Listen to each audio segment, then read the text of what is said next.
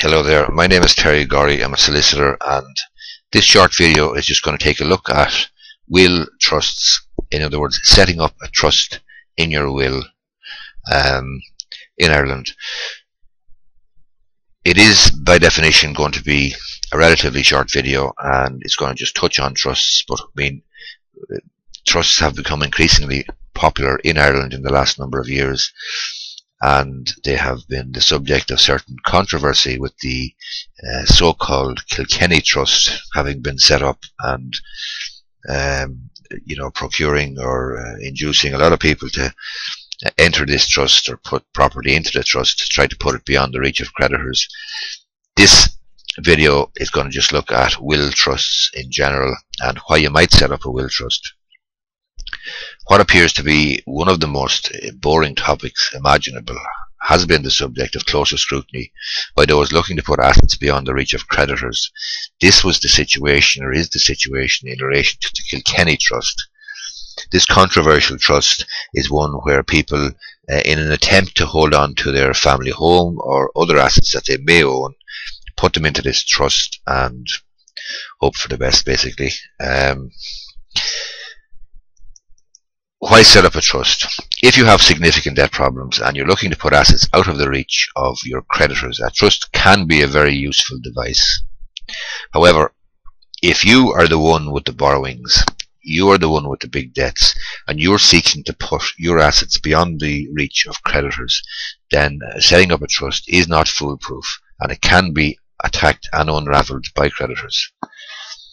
On the other hand, you may have assets, you may have no debt problems, but the person to whom you would like to give those assets, they may have debt issues.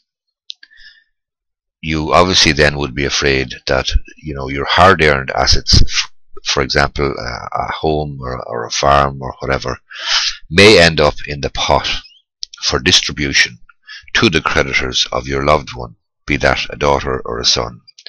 This is the type of circumstance where a trust may be more usefully deployed, provided of course it is drafted correctly. Essentially, there are four broad categories of trust: a discretionary trust, a trust for sale, a settled land act trust, and an interest in possession or fixed trust. A discretionary trust is one where the only interest that potential beneficiaries have is the right to be considered for an appointment of the property. The beneficiaries do not have an absolute right to the trust fund, so do not have an interest in possession. All they have is a right to be considered by the trustees in the distribution of property at some point in the future. A discretionary trust is useful where there are young children, where the testator wishes to postpone mainstream capital acquisitions tax, and where the testator wants to adopt a wait-and-see approach to see how potential beneficiaries will turn out. Trusts for sale then is another category. This is where the trustees are under an obligation to sell the trust property, invest the proceeds, and hold those proceeds on the terms of the original trust. This type of trust puts the trustees in control of the timing of any sale of trust property, and they cannot be forced to sell even if a beneficiary wants them to do so. To incorporate such a trust in a will, you need to first decide or be absolutely clear who are the trustees going to be and what is the trust property. Settled Land Act Trust then, a settlement essentially is where real property is held by a succession of interests, or where a minor has an interest in property. Settled Land Act Trusts are very useful for the protection of a life tenant who has the power of sale under the Settled Land Acts. An example of a settlement would be if you were to leave property, to my wife for life and thereafter to my son Seamus. One of the benefits of this type of settlement is to fix the time at which an interest will vest in the remainder man. Seamus above is the remainder man, and his interest will vest when my wife passes away, and to postpone the payment of tax to some time in the future. A fixed trust then, or an interest in possession trust, is one in which the interests of various beneficiaries are fixed at the time of the creation of the trust. In other words, you can make this trust in your will and you can fix the time at which beneficiaries will benefit. These type of trusts can be very useful to create an immediate interest in possession, for example a life interest. They provide clarity as to who will get the trust property at a fixed time in the future.